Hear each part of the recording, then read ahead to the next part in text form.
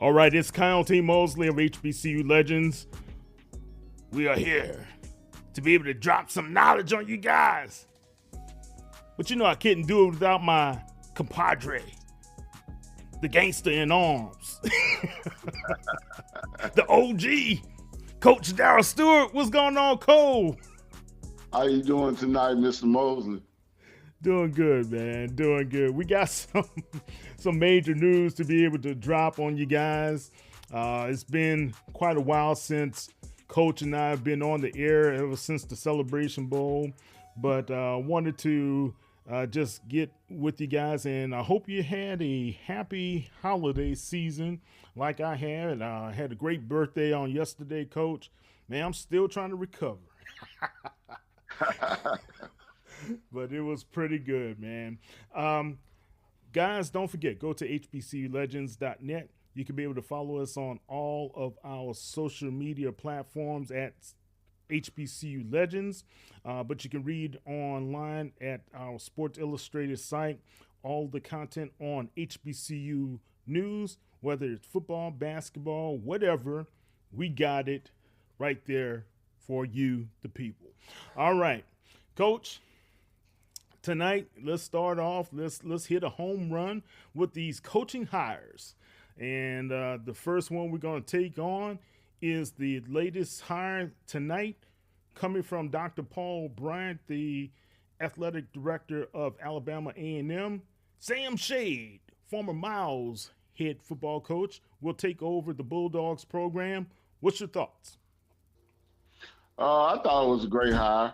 Sam Shade is a legend in the state of Alabama. He knows how to recruit. He had a great successful year, successful years on the high school level, worked his way up to Miles, won a championship there, and now he's taking his coaching pedigree to Alabama A&M.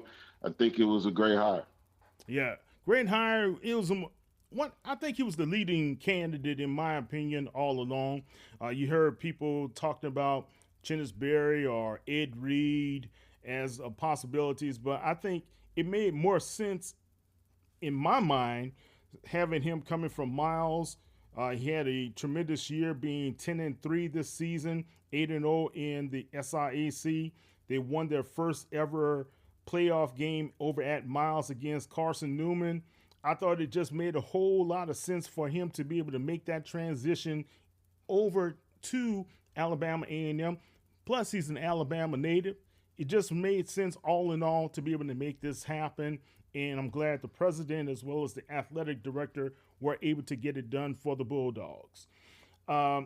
When you think about the Bulldogs program and, he has to face a situation where he's taking over for Cornell Mayer, who was a national championship black football coach, but the program kind of struggled over the past several seasons. What are some of the first things that you think Sam Shade must do to be able to make this a productive first season for the Bulldogs? Well, he's definitely first. He's going to have to hire a great coaching staff. He's going to have to hire a great coaching staff. They're going to be expecting Sam to. Excuse me. They're going to be expecting Sam to come up in there and win year one, Kyle, and he's going to hire a great offensive coordinator. And then he's just going to have to hit that portal and get a great quarterback. He can do that. He's a great recruiter. Once he does that and get the roster where he needed to be to compete with the Jackson State and Florida A&M, he'll do great things. But he definitely had to get the ball rolling and recruit the top-notch talent in Huntsville. Do you think this being kind of late in the year already? Because I know last year, Coach Dishman, he didn't get hired to like February, right? Almost. Right.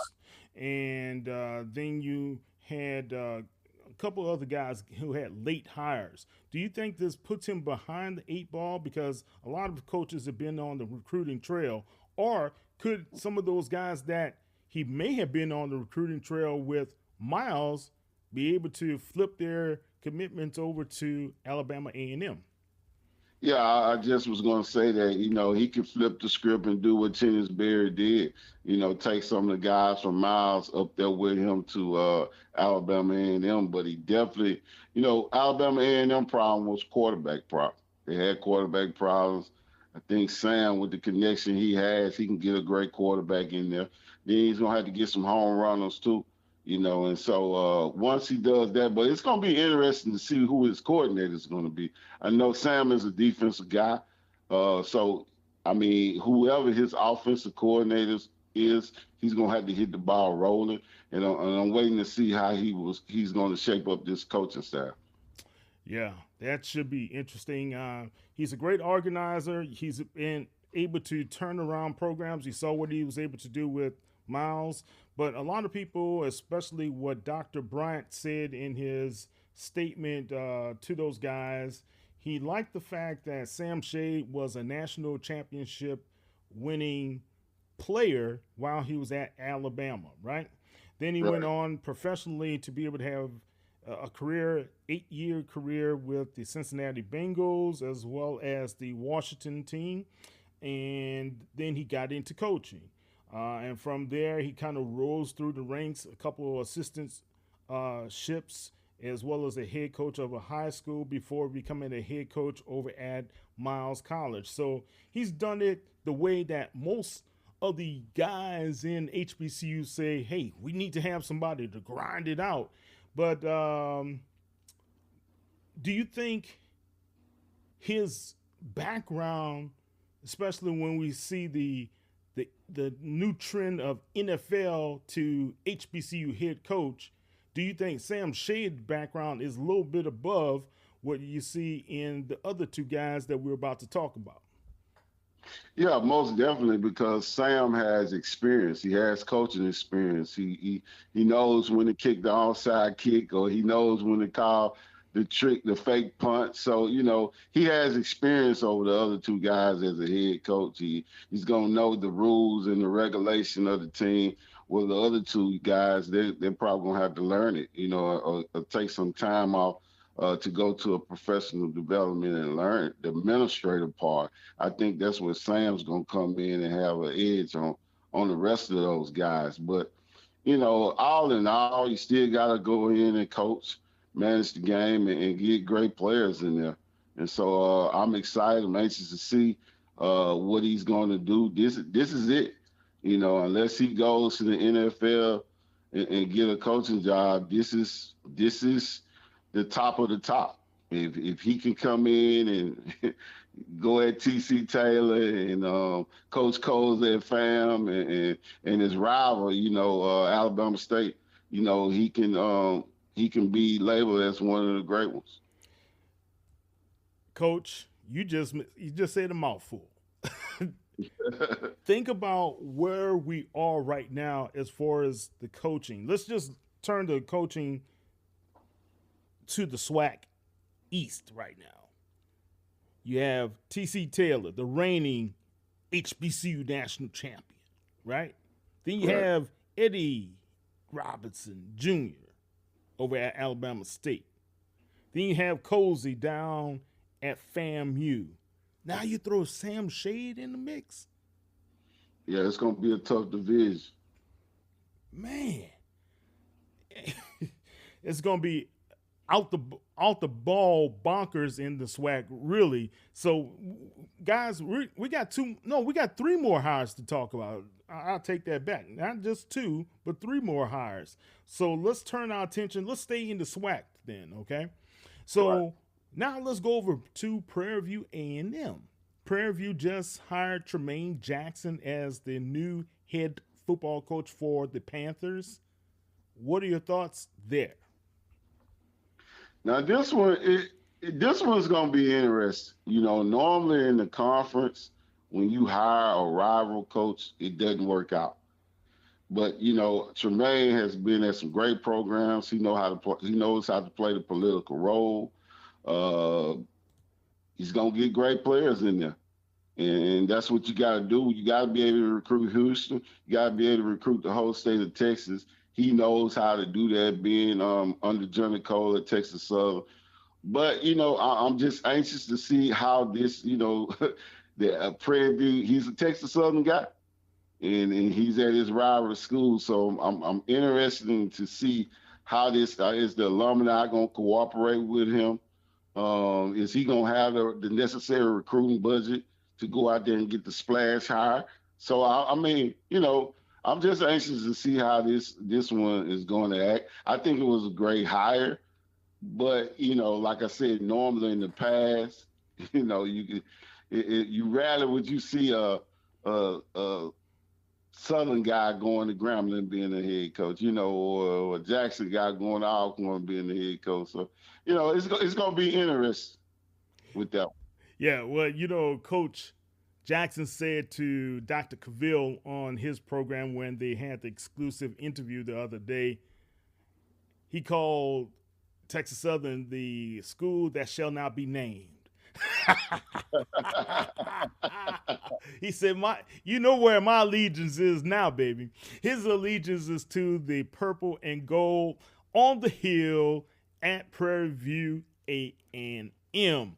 So he's a great recruiter, great coach. You can tell he has a great motivational side as well to him. That's why he was the AFCA National Coach of the Year for Division II this season. Congratulations to him. His introductory press conference will be on January 7th, if I'm not mistaken. And I'll be up there. We're trying to get Coop up there, with Coop being belligerent. But hopefully we'll be able to meet and greet Coach Jackson firsthand there. He takes over for Bubba McDowell, who also had a couple SWAC West first places, and he eventually, on his second season, he went over to the SWAC championship game, lost to the eventual national champions, Florida A&M, of course. So will Jackson be able to duplicate that? It's getting tougher right now. It's getting tough, right, Coach? Because in the SWAC West, it's bad right now. Go ahead. Yeah, it's going to be very interesting to see how he goes into the portal or how he recruits Houston. Houston has some dynamic talent in the area. I do. Prairie View is just like everyone else. You got to get a signal call.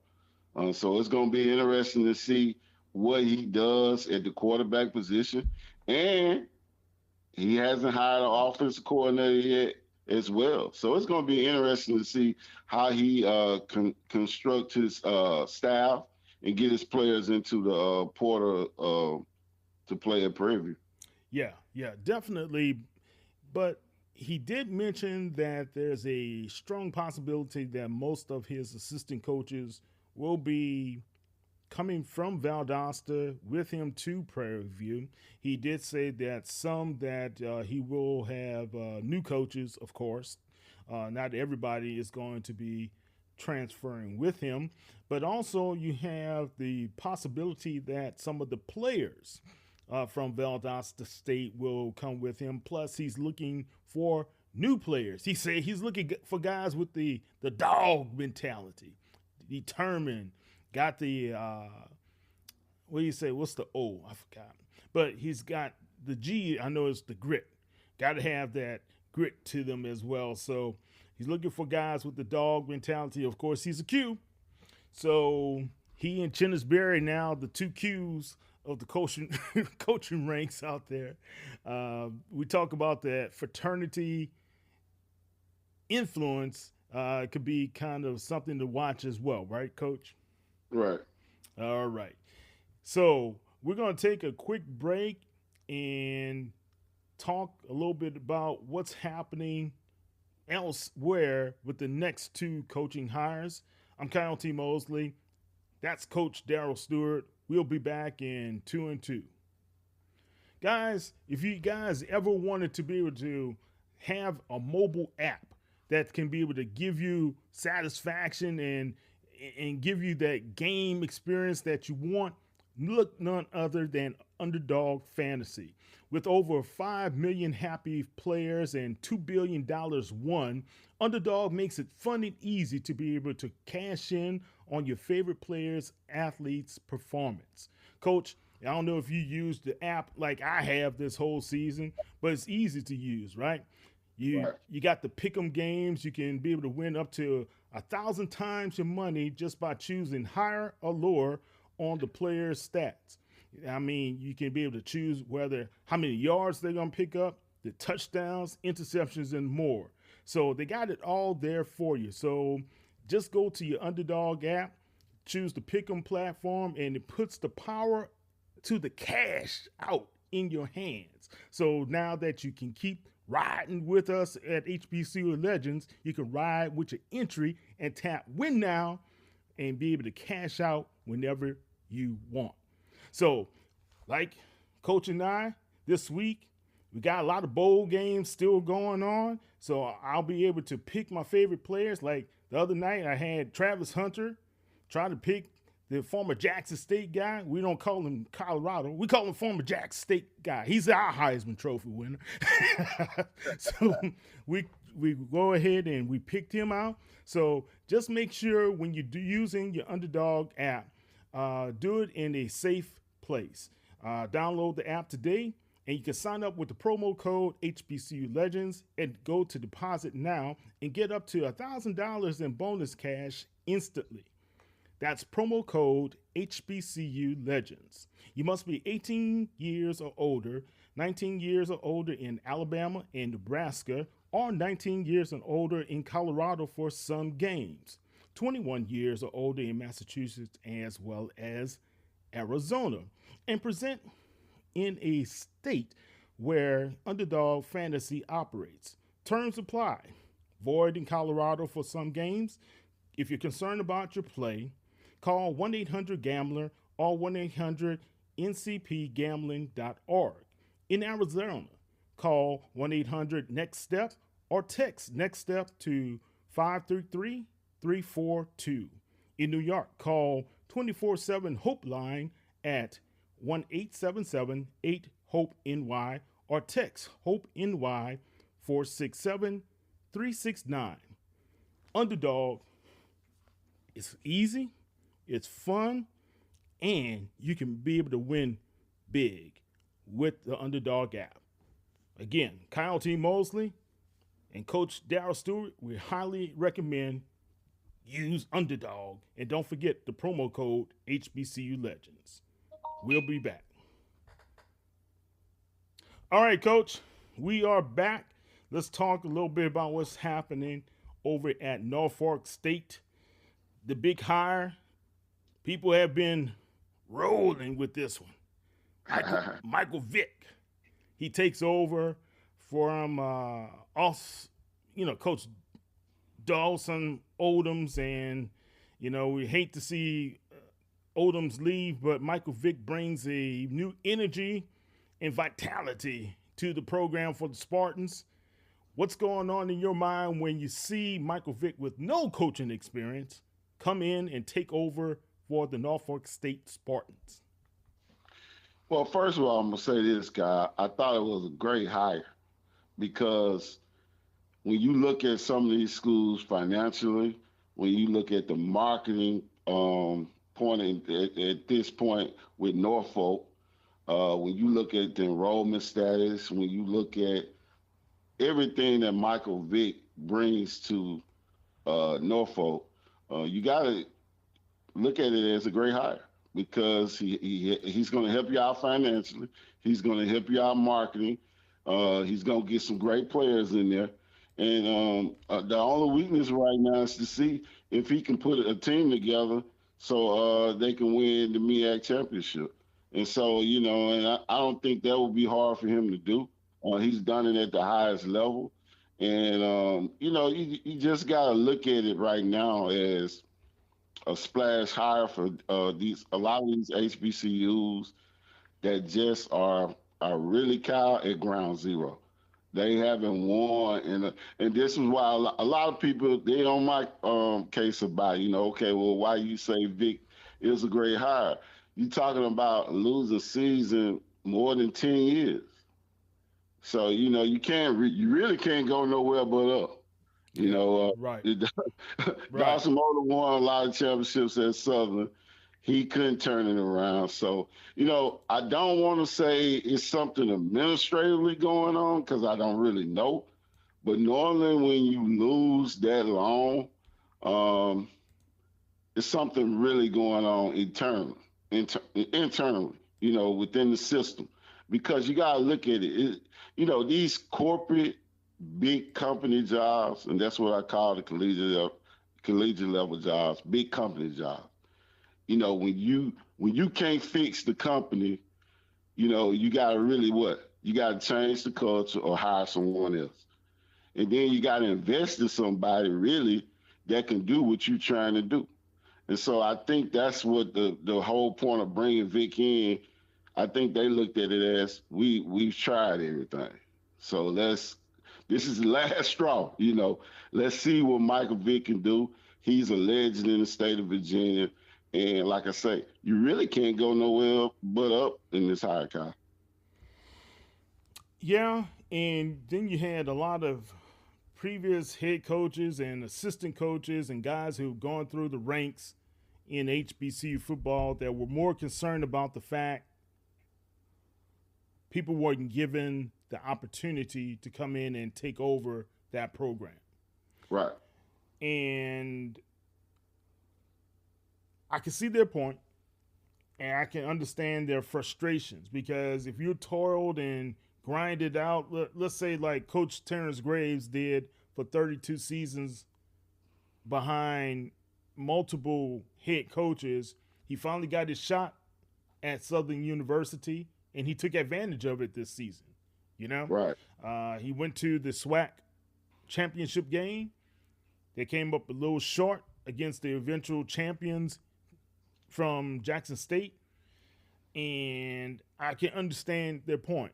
But it comes to a point as well where we have to disrupt the current system that's not working and may not be working as finely tuned as it should be. Is that where we are? Well, this is the only part that I don't like about that is you're not being fair across the board. And what I mean by that, if you're going to bring celebrities in for head football jobs, why not bring them in for the president and AD job as well? I mean, we have great we have celebrities now that want to be presidents, that want to be athletic directors. And my only thing with that is if you're gonna bring them in, be fair across the board because you're definitely hurting these kids that have been waiting, like you said, Coach Graves. I think that's really the HBCU's problem right now. A lot of guys, a lot of former players, really they're giving up, Kyle. And when you have to wait that long for opportunity, what do you mean by giving up? They really they either in another profession, or they just say, hey man, I can go get me a high school job and just retire because with society now and the economics in coaching and you can't wait. You got to be able to make your money. You can't stop prolong your family. It's just too long, and it's not fair to the HBCU. You got to wait that long to get a certain salary. Once you get over 10 years, and you're not really where you need to be, then you got to look at some other field or some other way that you can get, because people are retiring in 20 years now, 20 to 25 years. So I just think right now, that's why you see some of the schools changing. And then you got to look at this too, Kyle. The degrees do matter. So some schools, you got to have a master's. Some just got to have a BS, depending on that particular state. So, it's tough right now, man. And then, I don't want to get in that political part of why did he beat this person out or why. I do know this. There were a lot of applicants for the job. Let's just get that out there. A lot of great former coaches. But you got to give Norfolk State credit. They have tried everything, and when you haven't won, specifically like Mississippi Valley, when you hadn't won over 10 years, I mean, hiring Michael Vick, you really there's nowhere to go but up from this. And so, that's my take on it. I hate that it's like that, but like I said, I am waiting to see the next celebrity hire athletic director and the next celebrity hire president. Because Kyle, when you look at it, this is the problem is coming from the chiefs, the CEOs. Operating in the red. No, you know what I'm saying? No coach, first thing the coach is saying, they waiting on the budget. They waiting on the NIL. Then you had the athletic director saying they waiting on the presidents. So, I mean, hey, man, make it fair across the board. Bring in celebrity athletic directors. Bring in celebrity presidents. Okay. I like that approach. I think you have some merit there. So I look at Texas Southern. So why couldn't Michael Strahan become an athletic director or the president of, or vice president or vice chancellor or something to that nature? Right. Why couldn't we have some of these guys who are well known, well respected, superstars, like you said, come in and be on a more administrative function? Let's take a look at that. That might be something to talk about a little bit more in depth later on. But what had a lot of people scratching their heads, Coach, let's just be frank about this, is Delaware State hiring Deshaun Jackson. Now, we can't take away what Deshaun did on the field. He and Michael Vick were great teammates over at Philadelphia when they played for the Eagles, right? Both of those guys went to the Pro Bowl and just were dynamic stars. Michael Vick had some interim type of I think the NFL program for becoming the coach. He went through that program, right? Right.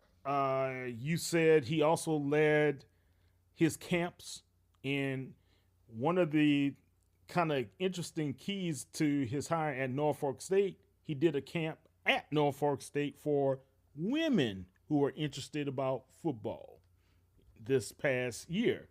But Deshaun Jackson, little has been discussed about his background other than he is a former National Football League All-Star. Talk about why this is important, or how do you see this kind of shaking out over there in Delaware with the Hornets? Well, they're kind of in the same predicament that Norfolk is in. They hadn't won in over a decade as well. And so, you're bringing in a celebrity guy like Deshaun Jackson. Now, Deshaun Jackson is a superstar in California. Mm-hmm. He's going to be able to recruit the JUCOs. He's going to be able to get top receivers like himself to come out of California and then they go all the way over to the East Coast. Mm-hmm. So recruiting is going to be great for both coaches. Now, the coaching part, of course, these guys been on the NFL. Deshaun Jackson has also done camps. But it's going to be interesting to see how they put their staff together, Kyle. What type of staff he's going to get? What's the budget going to look like? Is Delaware State going to let him control everything?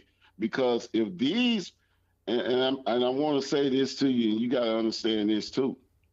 If these athletic directors don't put forth a great budget before both of these celebrity hires, then you probably looking at them controlling the programs because they're going to have to use their own money. Now, that's what I'm interested in to see, Kai. I mean, I'm trying to see what type of budget both of these head coaches are going to get to go out there and recruit, to go bring the top-notch talent. If these administrators are expecting them to go do it on their own, then you're going to see a clash because then they're going to say, well, if I got to do it on my own, what do I need you for? And that's what that's what I'm anxious to see, Kyle. What's going to happen with that? I see Michael Vick just made a great signing in the transfer portal. Now we're waiting on Deshaun. So it, I mean, it's going to be. I think it's a great hire. I really do. I understand he doesn't have the credentials, but this is what's been put forth to me, Kyle. We hadn't won in so long. And so the administration kind of they're going to have a lead on that, Kyle. Because when you talk about 10 years, man, you got to do something. And I think they took the approach of bringing in celebrities to help with recruitment, enrollment. It's going to help with businesses. Ticket it's sales. Help ticket sales. So, now the other point is this. Johnny Carroll made a great point on his podcast where Tennessee State hired Eddie George. They're in the red, they're broke. But he did win a championship in year 4. They gave him some time. It's going to be interesting to see if both of these programs are going to give them 4 years to win a championship. I think on Michael Vick, I think they're looking at him to come in and win right away. So the pressure might be on Vick a little bit more than Deshaun. Okay, so you talk about winning right away. So the only guy that came in and won right away is who? Coach Dion Primetime Super D Sanders. There you go. Who's next? I'm talking about just recent memory. Recently? Who came in to a program from outside as a National Football League guy and won right away? Well, he didn't, we're still waiting to see what Eddie Robinson was going to do. I mean, he's had a winning season, but he just hadn't won the championship at Alabama State. Okay, so I'm going to help you out. Ain't nobody came in right away and immediately won faster than Deion Sanders. But, of course, Coach Prime didn't win the national championship.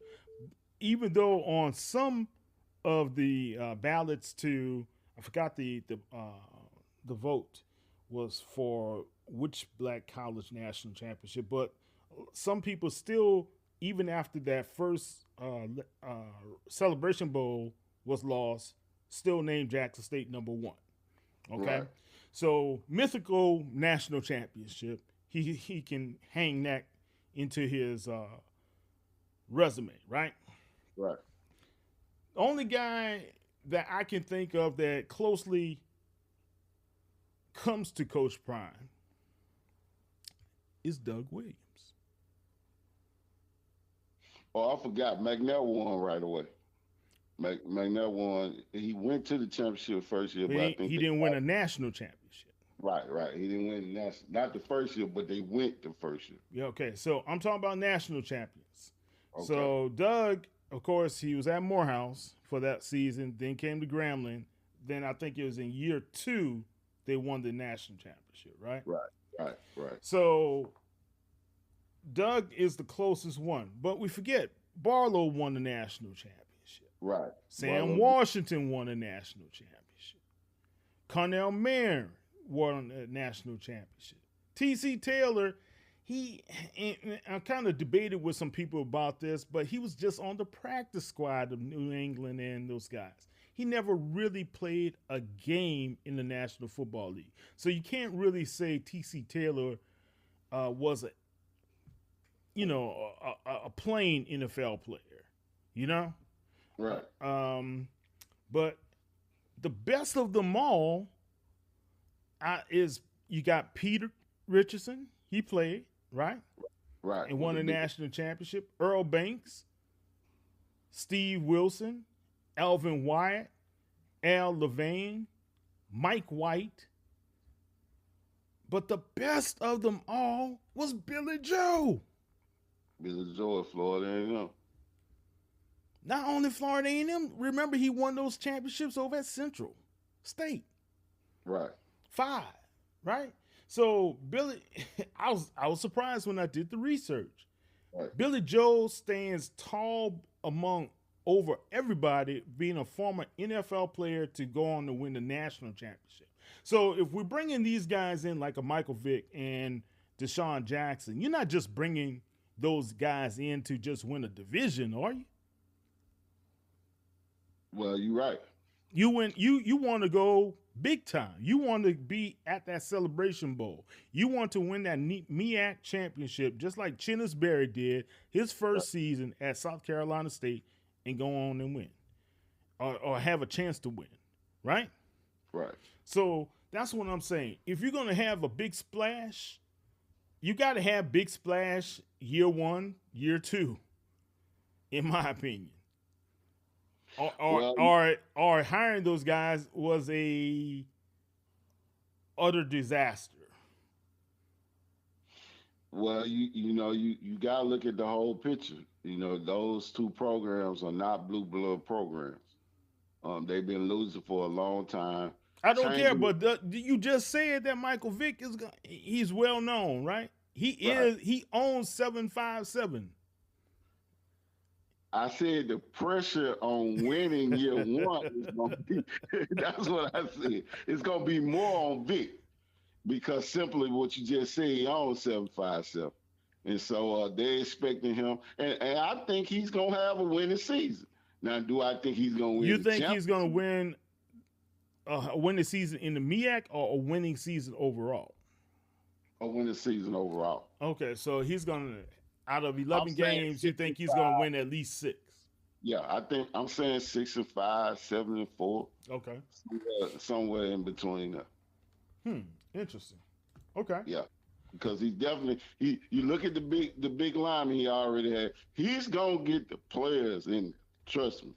Mm-hmm. It's just, managing the game, calling the plays, all this is gonna be new. So, let's just see if he can have a winning season. Do you think the Gold Standard Collective is going to help them out? Be able to bring in some money for the program?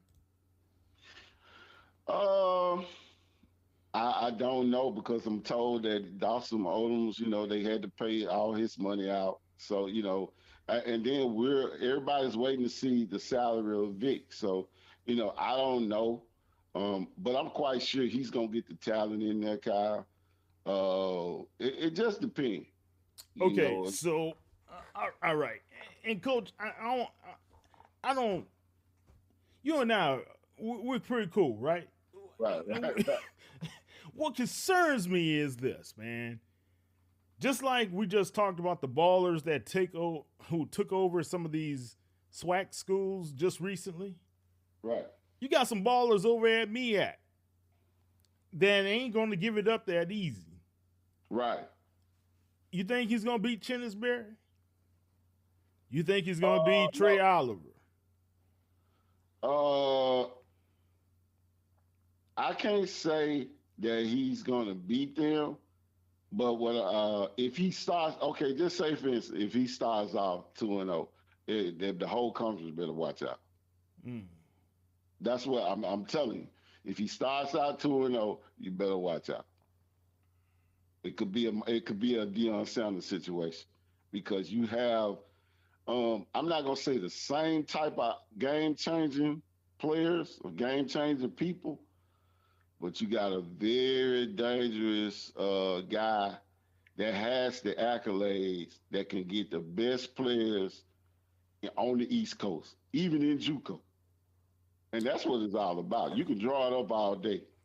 So do you think, would it be safe to say right now, based upon his recruiting, just his name is going to open doors, right? We kind of talked about this.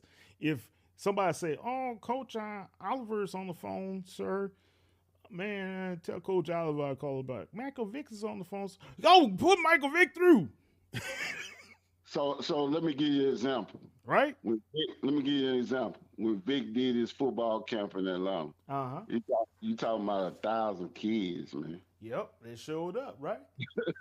I'm seeing this with my own eyes. You talking about 1,000 kids, Coach? Yeah, So I that's ain't why. doubting it. I ain't doubting it. So that's what I'm saying. If he starts out 2-0, you may as well get ready to look at another Coach Prime situation because he's not Ooh, gonna win. ooh, that's all I will say about that one, man. All right, so if I had to say Jackson, what do you think Deshaun Jackson will be able to do with Delaware State? D Jack is a 1 or 2. This is gonna be interesting because a lot of people don't see D Jack as a coach. He could be doing it for a lot of reasons. I don't know. But the same reason. The same reason because, like I said, he a king in the state of California. He's a king. So these guys can go into those big programs. California got a great JUCO system out there with football. When he goes out there and get players, they probably gonna come back with him. So it's gonna be interesting. You just can't tell with the celebrity guy, and then they still in their prime. These guys can go places and raise $1 million quick. They're not like Cole Prime, like old age or whatever. These guys still in their prime, Kyle. So the only thing that I'm waiting to see is spring game, and let's just see, what they do in their spring games. And if it looks anywhere close to a Cheetah's Berry or a Trey Oliver, watch out, coach. It's gonna be trouble in the mid. I think Deshaun Jackson is going to win at least 4 games this season. Year 2, I think they're going to shock some people. Well, now they almost beat Hawaii. Yeah, but they still went 1-11. Remember, they were in a lot of close games this year, right? Right. All right. They were in a lot of close games. The Hornets, you got to give it to them. Coach couldn't take them over the hump. That was all to it. And it might have been the players, right? Because I heard who was this talking? Jimmy Johnson today to Michael Vick.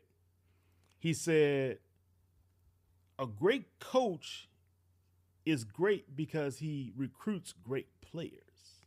Right. I was like, ooh, Mike. He's giving him. He said, "I'm telling you, Mike, get yourself some great players." Right. And I think that's, if you look at what has happened with Coach Prime, right? And you look at what TC Taylor learned from Coach Prime, those are the things that set them apart. And that's why Coach TC Taylor in his second season was able to win the Celebration Bowl. Am I off?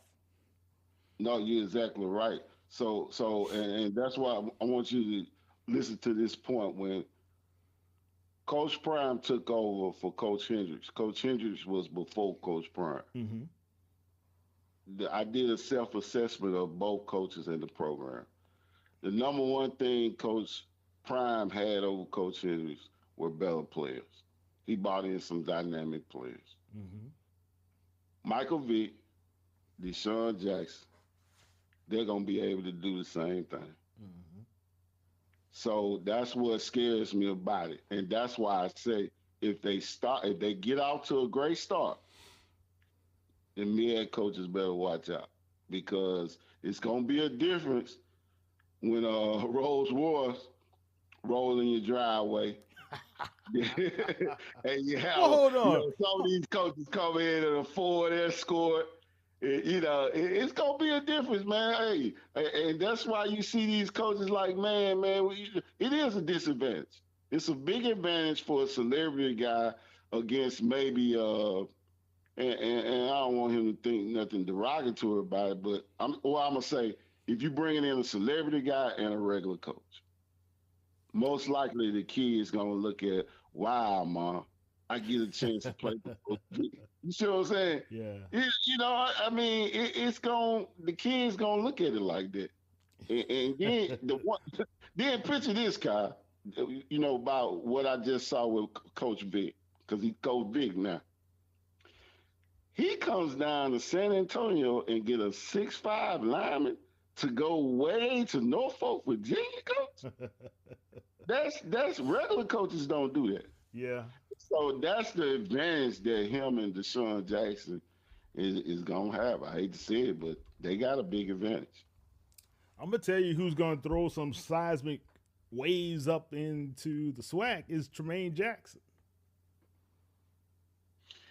Um, Look, he ain't gonna do it because he got a Maybach or anything like that. He can recruit. I'm just. I know you bring an international coach like Coach Jack. I understand that, but the HBCUs, man, the only thing that scares me about it, and I done talked to several coaches about it, and they all say the same, Coach. Hey, let's just see how this one play out, because Oh, you y'all going, you going, wrong, man. you Come going to on. your rival school, Kyle. It doesn't matter. It doesn't matter. He is there to be able to coach Prairie View, not Texas Southern. He's there to coach Prairie View. Texas Southern is now owned by Chris Dishman. It doesn't matter, man. Okay, let me ask you this: Johnny Cole was at Texas Southern for what, 5 years. He Gotcha. could have Prairie View. I think he beat Prairie View every year.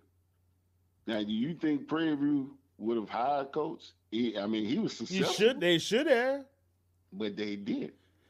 They And I agree didn't. with you. They should have, right? There was other other factors that he did not get any more hires and hasn't been hired since. We know that. Yeah, Okay. but I'm saying back in the day, they had a chance to hire him, and they didn't, right? Again, you got some cowardly administrators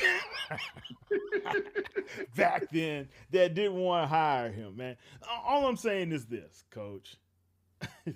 I understand what you're saying as far as he's that, but he's there to win as the head coach of Prairie View, not the head coach of Texas Southern.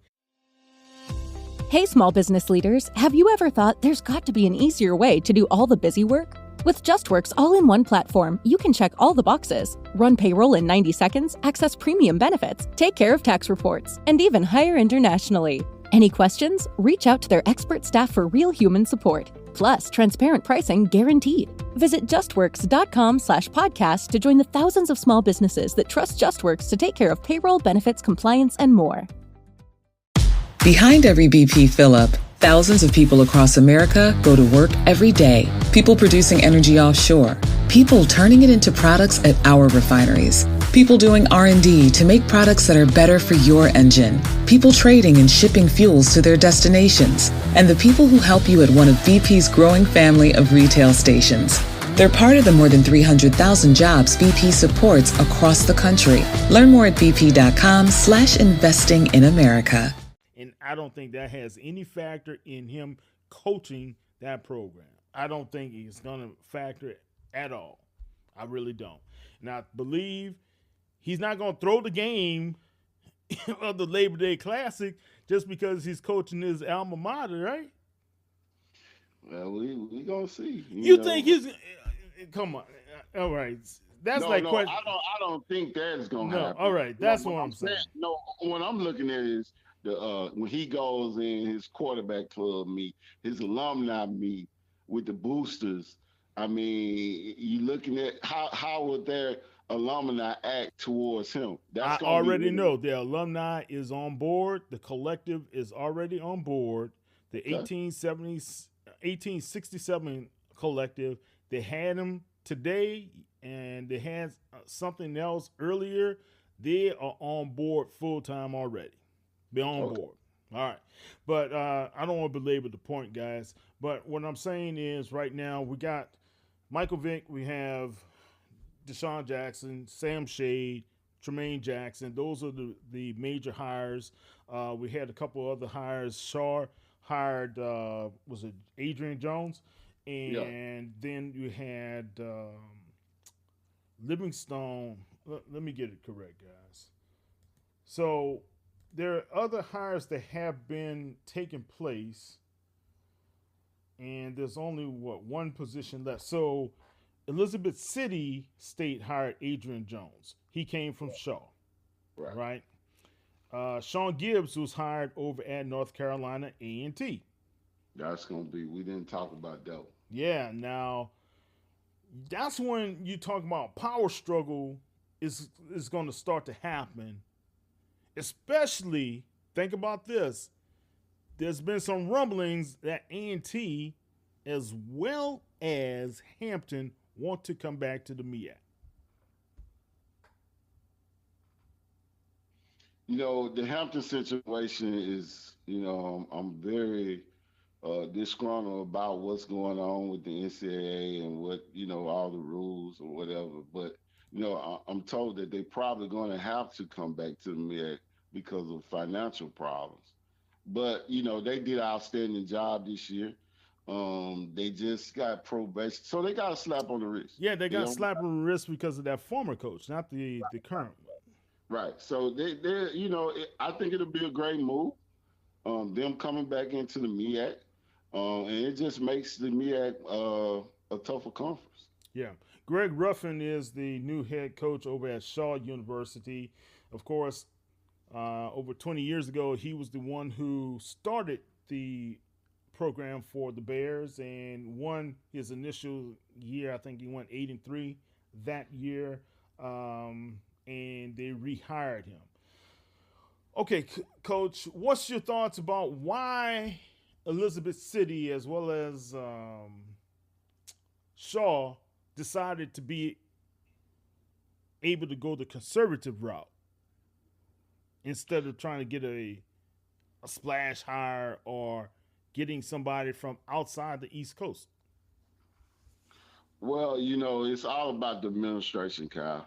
The Division II level, some people don't want to be up all night. And so I don't think, administration, man, is the key.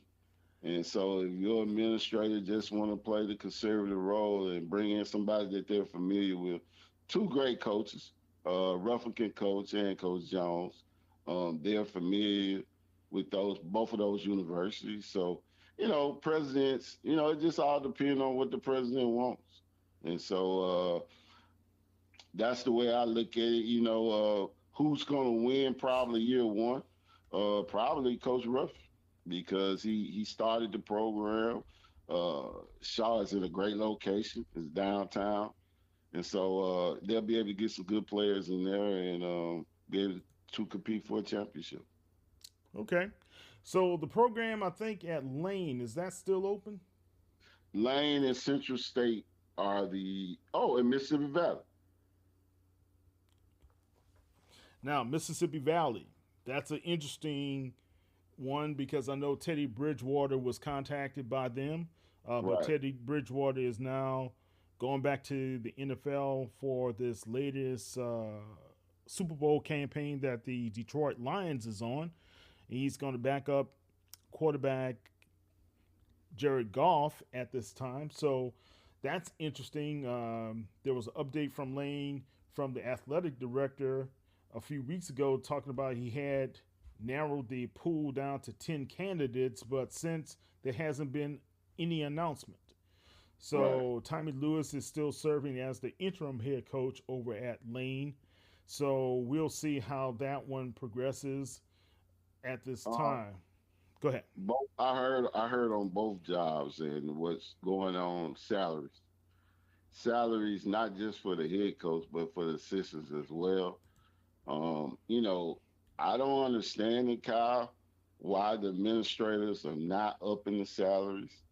But, hey, it all depends on the administration. What do you want? And I think both of those programs are somewhat in the 80,000 range as far as head coaches.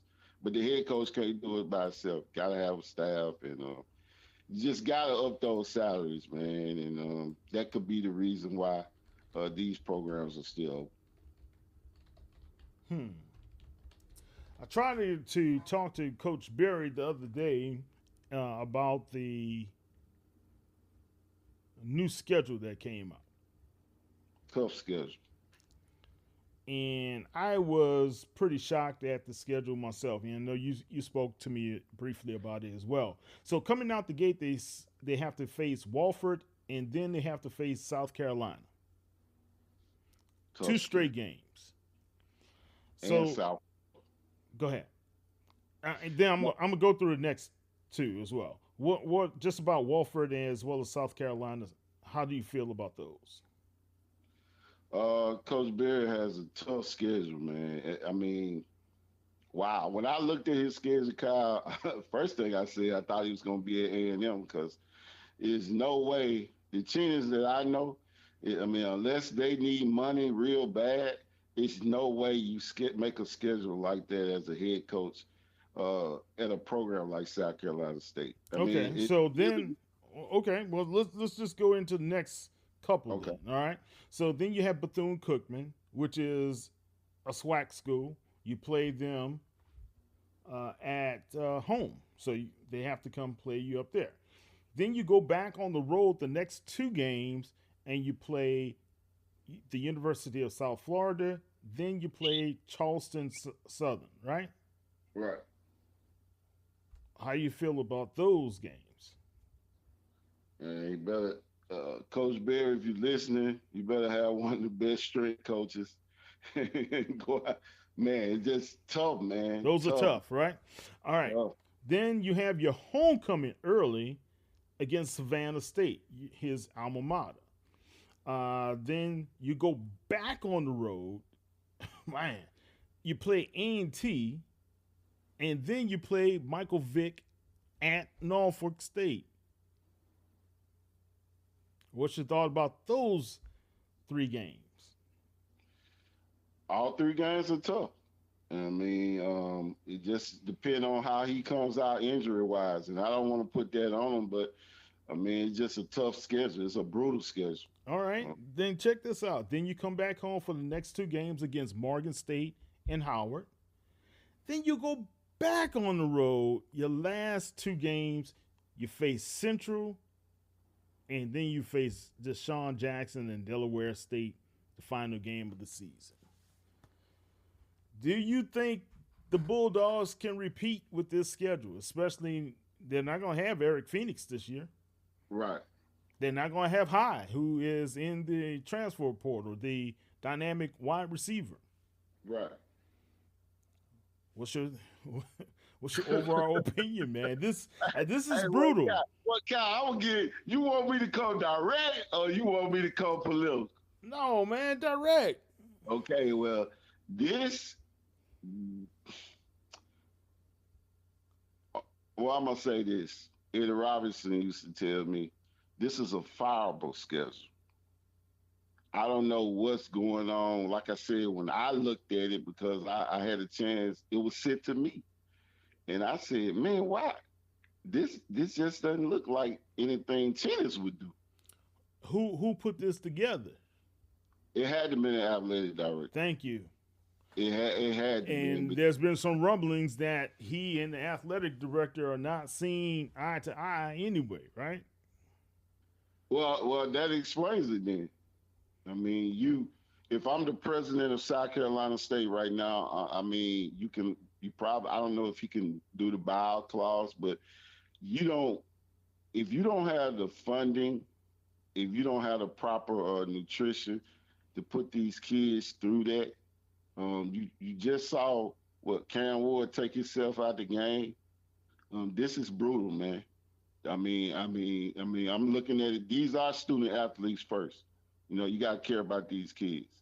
And, every SWAC school, they tell you in the interview, I've been in the interviews, Kyle, they'll say, hey, we got to get 1 game now. We ain't going to, how they heard them say, we got to get 1. But, this South Florida, Charleston, South Carolina, these are brutal games that can break up your team before you get to the MEAC conference. And this is brutal, man. This is a brutal schedule. That's why I could not understand having 1, 2, 3, 4 out of conference teams early on. I mean, that's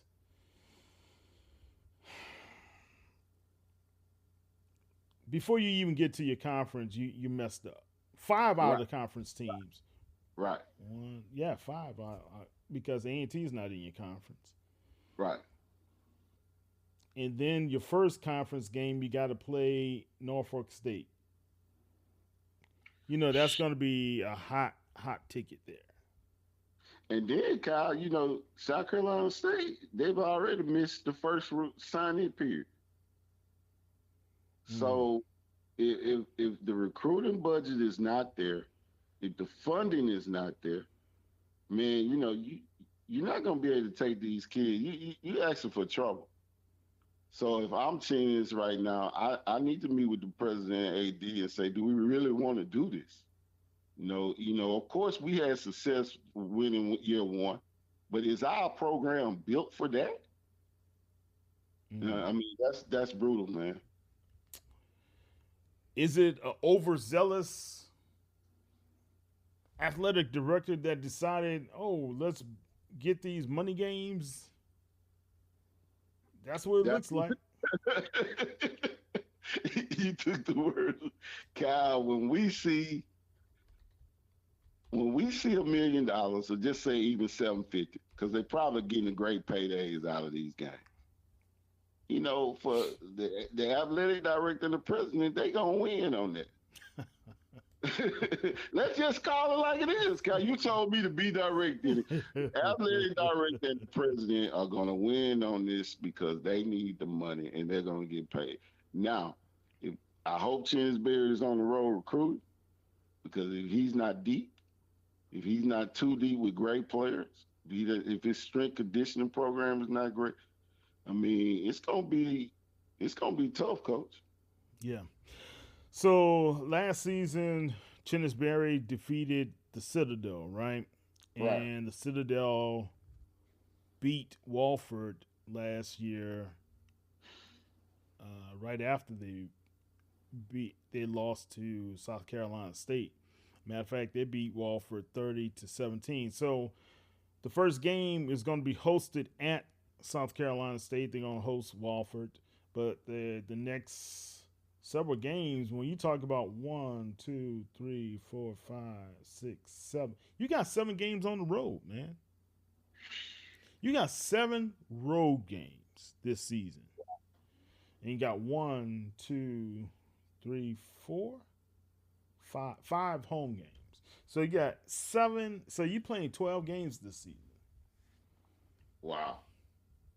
That's a lot of wear and tear, right? Man, and Kyle, you remember now, we talked about it. One of the biggest reasons why Chinsbury and South Carolina State didn't perform well, the players were hurt in the championship game. Celebration Bowl. How many players we counted that were injured? They had, 11, I think, 11. altogether. And so that's what I'm saying. Do you really, they student athletes first. Do you really want to do these young men like that? Okay. That's a lot to consider, guys. And we don't know what's going to happen. And hopefully, I know Coach Berry will take over his program and do what he needs to do. Let's talk about a couple of these guys going into the transfer portal, Coach. We got Jace Wilson, the starting quarterback and former 2023 SWAC Newcomer of the Year. He is graduating from Texas Southern, but he's also entering the portal his last year of eligibility as a graduate transfer. What's your thoughts? I've already told some people at Grambling, hey, take this kid. Go after him right now. He's smart. He could be the missing piece that Mika Joseph needs. His experience. Mm-hmm.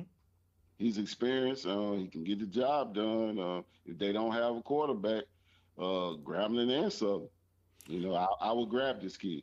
And then we look at Southern. They're losing Shazavian Zay T-Set, and he is going into the transfer portal. There's been some rumors that he has already committed to Grambling State with Mickey Joseph. I know those are rumors at this time.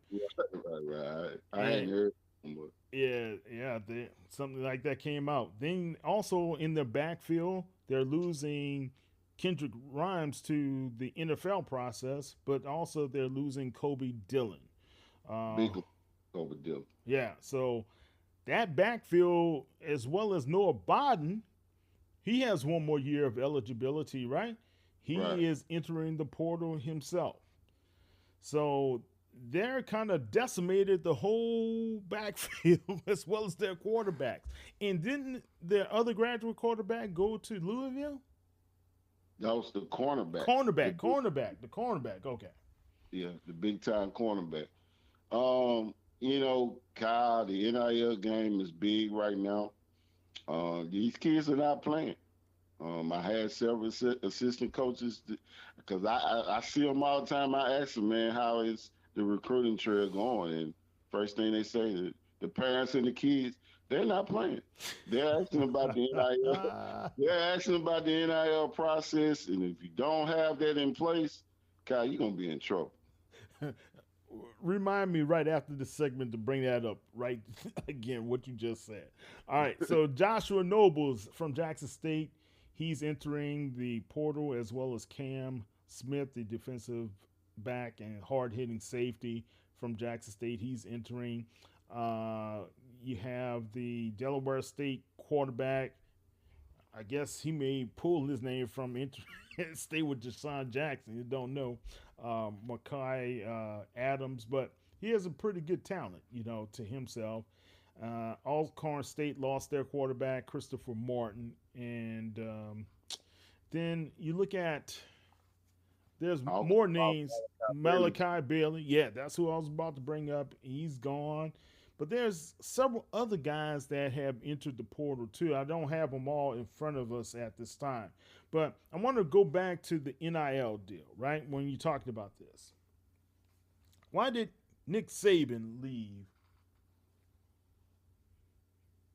Well, Nick saw through his experience that the NIL process is basically a free agent process. And some college football programs, I'm sure all the SEC schools have that. But when you're talking about SWAC schools, you're talking about a whole nother department, Kyle, that you got to reconstruct, And so I don't know if we have that. I know a lot of our institutions are working on that. And the coaches really don't have time. They need the NIL process set up right now. And if you don't have that in place, they're in trouble. And when you look at it, you look at the signing process right now, only kids that are really signed is what? Jackson and Fam, right? I mean, I'm still waiting to see Southern University's signing list. I'm still waiting to see Alabama A&M, even Alabama State. And so maybe these coaches are waiting on that, but you definitely need it. It's a part of the recruiting process now. Okay. And if you don't have it, you're in trouble. Okay. So the reason why I'm saying this, Coach, the NIL is exhausting these.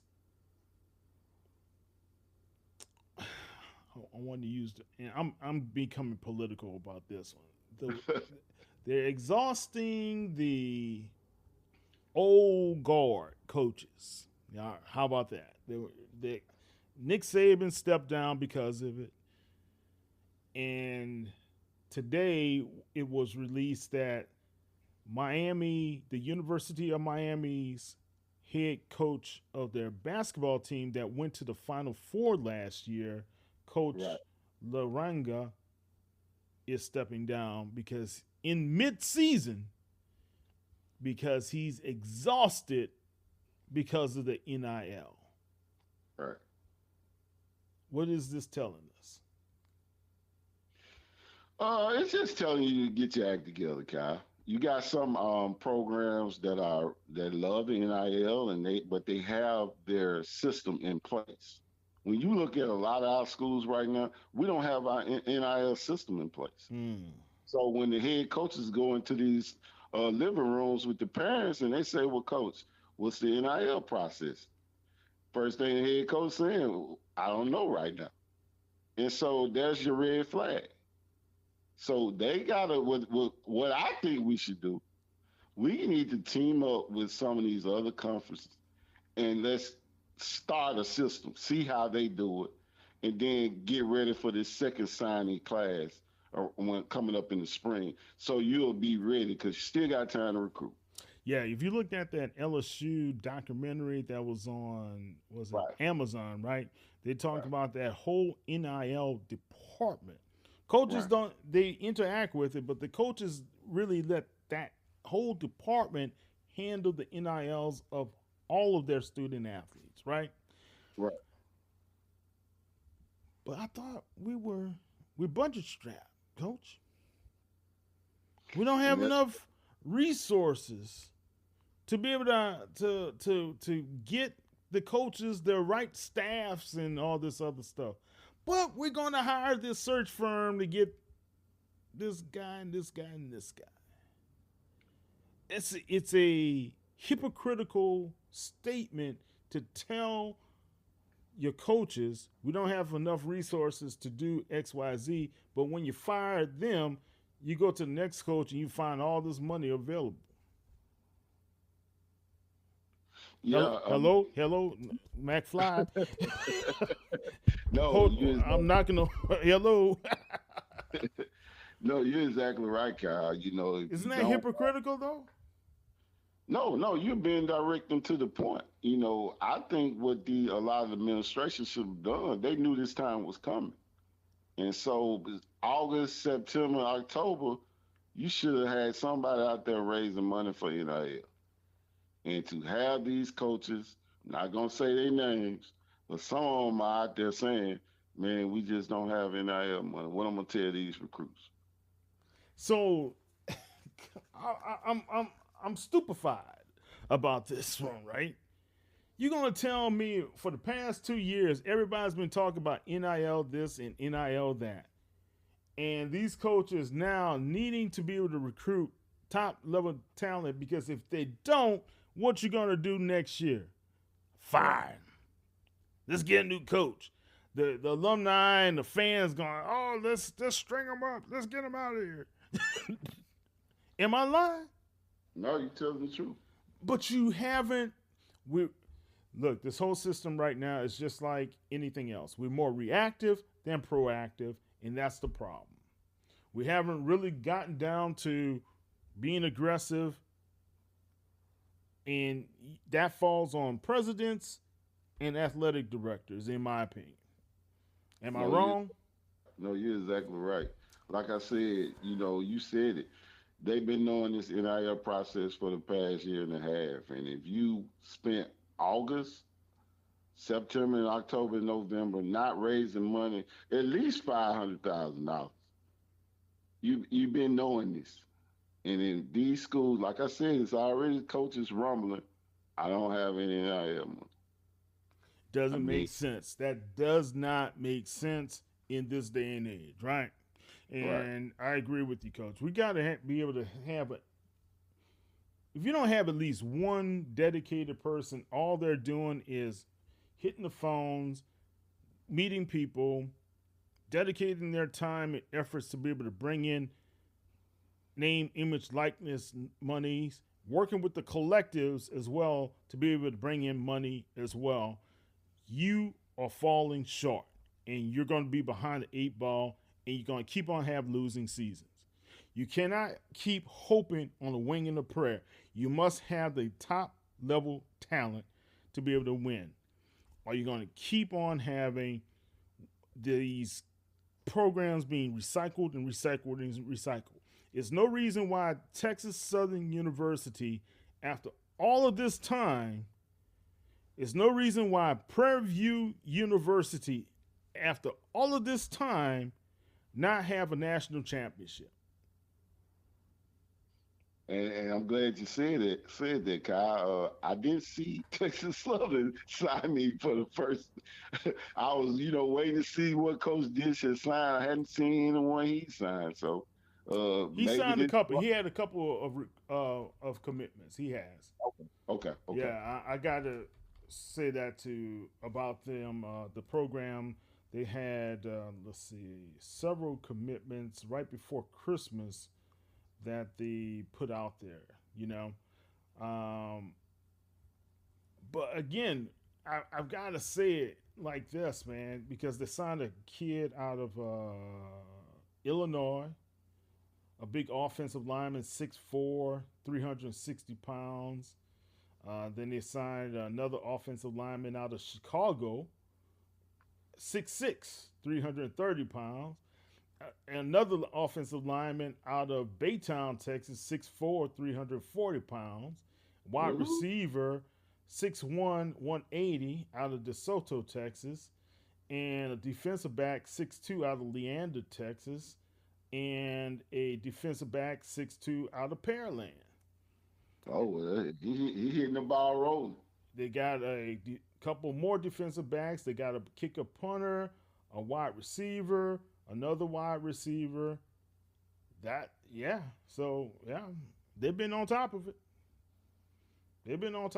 So, Coach Dishman has been on top of it. So, we'll talk about that a little bit later. But, Coach, before we get on off, man, I wanted to kind of get your opinions. And I was going to announce these awards, these honors. I hate to call them awards, that we did this past weekend that, unbeknownst to me, went viral. Where people across the country were voting on the HBCU Legends honors. And flattered, because I think we had some good names out there, right, Coach? Right. For these honors. And let's see if I can pull this up. I'm not going to give you guys the winners, but we're going to talk about the man of the year. All right, let's go over just those couple right there. We've got T.C. Taylor, Ashley Robinson, Doug Williams, Eddie George, man of the year. And I was surprised after that request how many people actually were, and Michael Vick. I even put Michael Vick in that equation. Right. How many people actually thought Michael Vick was the man of the year for HBCUs? I was very surprised. What's your thoughts? Well, of course, like I said, Vic name is, is right. It's neck and neck with Deion Sanders. Right, big name. Big name. So, I'm not surprised, because like I said, when I saw his first signing, I just told these coaches, man, y'all better watch out, because, another heavyweight coach coming in, just going to make you better as a head coach. Yeah. And so, not surprised at all that he got man of the year. Yeah, I was also surprised how close the vote between Eddie George and T.C. Taylor was. And the last one, I was very, very surprised at when it came down to the newcomer of the year. And the newcomers of the year, we had Michael Vick, Mickey Joseph, Tremaine Jackson, Deshaun Jackson, as well as Chris Dishman. So that was surprising as well. And the story of the year, what's a bigger story than Jackson State, in my opinion? What do you have any other? Michael Vick. Michael Vick. It was an ups. Oh, the story of the year was Mississippi Valley beating FAMU. That was the story of the year. Oh man, I forgot about that one. Yeah, that was a big story. That was a big story. Nobody believed it, remember? That caused a lot of rumbling, too. That caused a lot of rumbling. Tamika Reed leaving Jackson State. That was a big story. Yeah, but I don't think nothing was like Mississippi Valley being FAMU, man. That was one. But think about Eddie George, and he won the OVC. Was that a big story? Yeah, most definitely. Anytime you win a championship, but I think what people were looking at. What about Chennis Berry winning that MEAC his first season? Big story. Big story. So we had some big stories. Now, here's my quick question to you, Coach. Going into 2025 in a few days, how do you now feel about the state of HBCU football? I still think we have some things to work on. I think the Eastern Division is dynamic right now. I think the MEAC is dynamic right now. Now we just got to do what they're doing in the East to the West. Now we got to fix the Western Division. So you don't think the West is on par with the East, right? Yeah, no. I think the East is ahead by far. Simply not just on the coaches, administratively too. We've had a lot of things to go on in the East. In the West. I'm sorry. Specifically in the NIL process, and none of them had great quarterbacks this year. So that's why I say the West got a little more to work on. But all in all, I think it's a lot better than we were. I'm gonna say that, Kyle.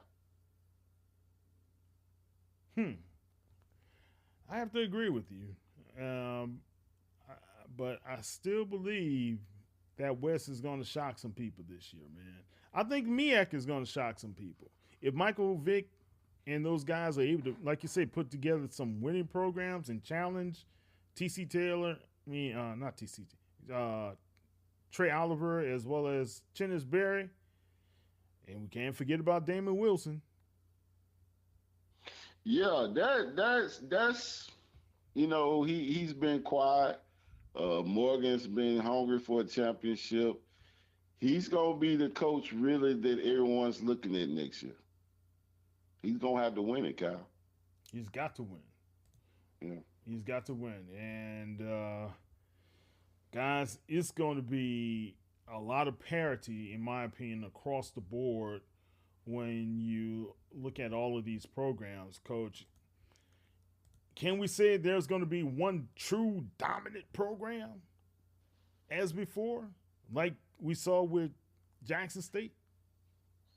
No, I don't think so. Well, I think you have to get an edge to Jackson because they have so many players coming back. And they got to, they got a quarterback. They got the number one important player coming back, which is a quarterback. So, you got to get them the edge.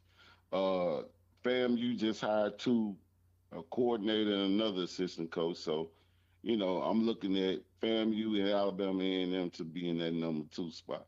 But who knows? Anything can happen in the East. So. Yeah, you're right. Nobody knows. I do know this, Kyle. We gotta see some signees of quarterbacks coming up. Yeah. And I know the coaches are out there recruiting, but man, we got too many teams that need quarterbacks. So I'm just anxious to see who's gonna sign who at quarterback. Yeah. All right. We got 2 condolences to talk about. First, President Jimmy Carter, the 39th president of the United States, passed away at age 100. He was the oldest living president in history, a former president in history. So prayers to the Carter family. And one close to home, New Orleans native Greg Gumbel. He passed away at age 78. This past season, we did not hear his voice with Jim Nance and those guys when talking about NCAA Final Four. And Coach, this is something I'm going to tell everybody. When you have that opportunity, that window of opportunity to speak to somebody or introduce yourself to somebody or just say hello, do it. Right. I sat at that Final Four in Houston, Texas, close to that stage. I wanted to meet Greg Gumbel, and I said, I'll come back around and do it. Never got back around to that area and didn't do it. And unfortunately, he passed away at the age of 78. His father was an HBCU graduate from Xavier University in New Orleans, Louisiana. He became a judge in the Chicago area. He and his brother, Brian Gumbel, became internationally known for what their journalism and their work. Matter of fact, I kind of patterned the Black Sports Insiders on how we want to be able to do investigative type of reporting on black sports and HBCUs. So, guys, get to meet people when you have that chance to do so, man. It's very important. Get to see somebody, listen to somebody when you have that chance to do so. Very important. Beyonce, she broke some records, but she broke it with the Texas Southern Marching Band at Christmas Day. The Ocean of Soul. They showed up and showed out for an international audience, and Beyonce, they had over 27 million people peeking watching that halftime performance. So congratulations to them, as well as Texas Southern, that has gotten a lot of notoriety for their precision and what they were able to do. Man, those drum majors had those cashmere, whatever type of coats on. They was looking sharp. So that was pretty good as well. Marching band is headed to the presidential inauguration, or they're trying to raise money. Mississippi Valley State University is trying to raise money because they've been invited by President-elect Trump and his people to be in the parade. There's been some rumbling about that, Coach. Some people say y'all needed to raise money. Why can't Elon Musk give you money? Shout out to Mississippi Valley, man. But that's a good point, though. That he was giving millions away during the election, right? To registered voters. Why don't you give some money away to these bands that need to raise money to get to those locations? Elon Musk makes $2 million every half a second. So, so we'll see how that goes. Go ahead, Coach. You were about to say something? No, shout out to Mississippi Valley State, and shout out to the world famous Sonic Boom of the South. They're in California right now, getting ready for the Rose Bowl parade. Yeah, they sure are. You're right about that. Congratulations to the Black College Hall of Fame class of 2025.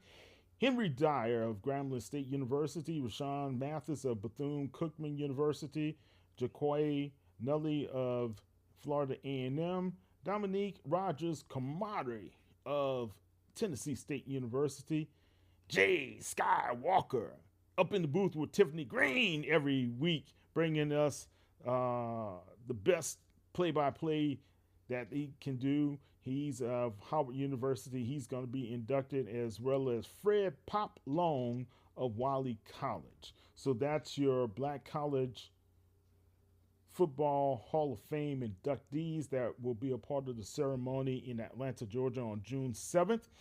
And, Coach, we got the lineup for the HBCU Legacy Bowl.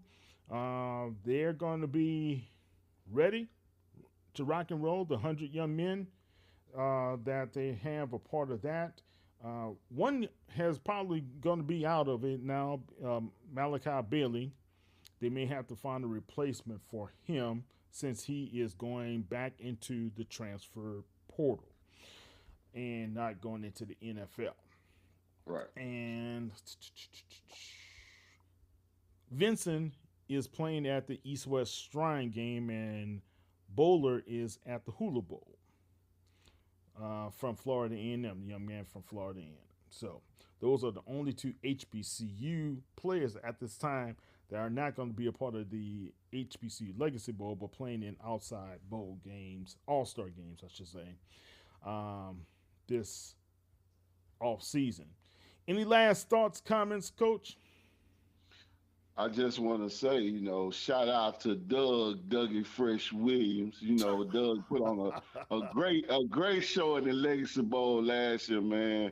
I want to thank him, man, because, putting on this great Legacy Bowl for us football scouts, it's real remarkable, man. A lot of black scouts out there.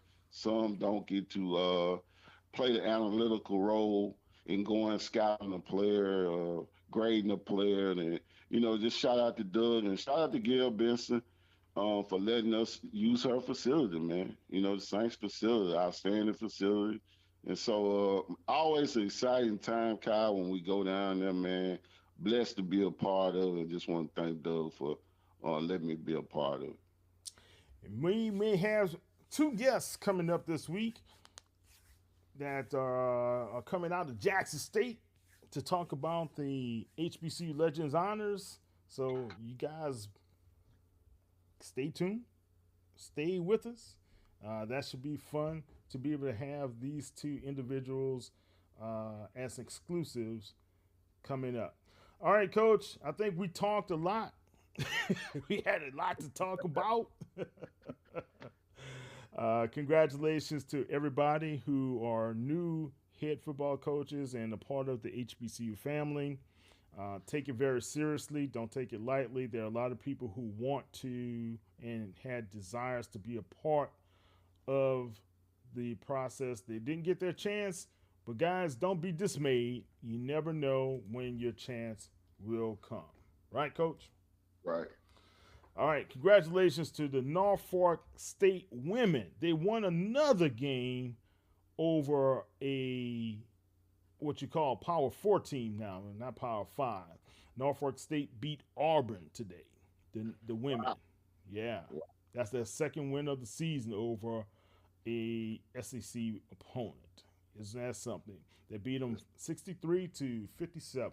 So congratulations to them. Diamond Johnson, who is their leader, and that girl can ball, man. So congratulations to them.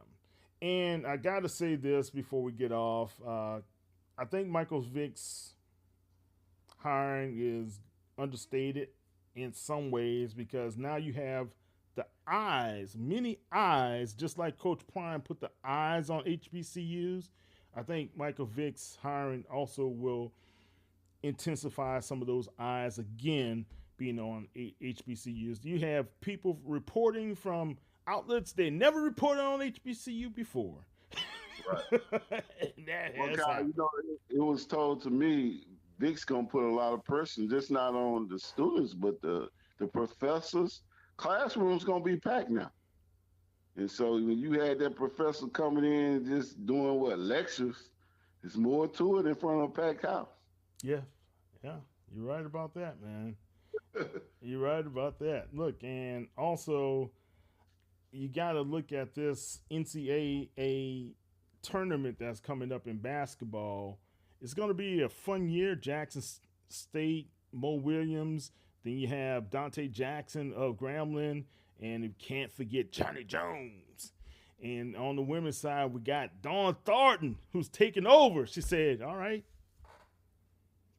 my girl's going out the way. Now Dawn Thornton said, I'm going to take it over for the Bulldogs. Thornton ain't playing. She ain't playing. Dawn Thornton, she's stylish too, bro. I got to give it to her. She be wearing those outfits, man. So congratulations to them as well. All right, Coach, all hearts are settled and we are ready to end the 2024 season.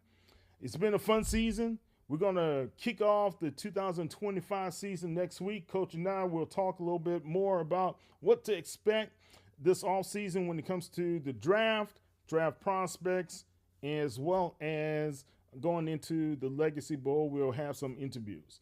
Coach, how you feel? You good?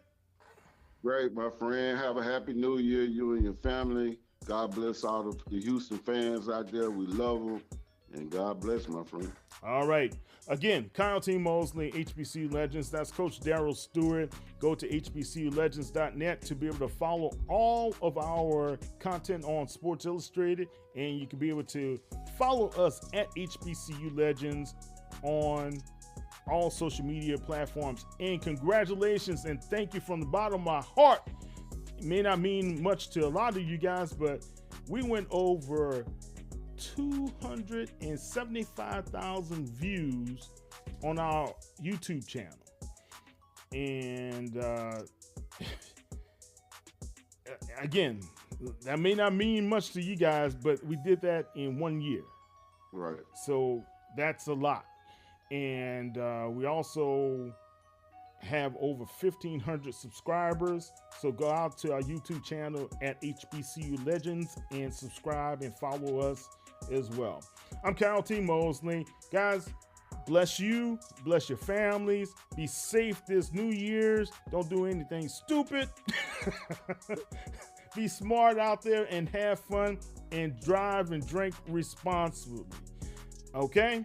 Let's get to 2025 and let's have a great new year. Be blessed. Take care. Bye.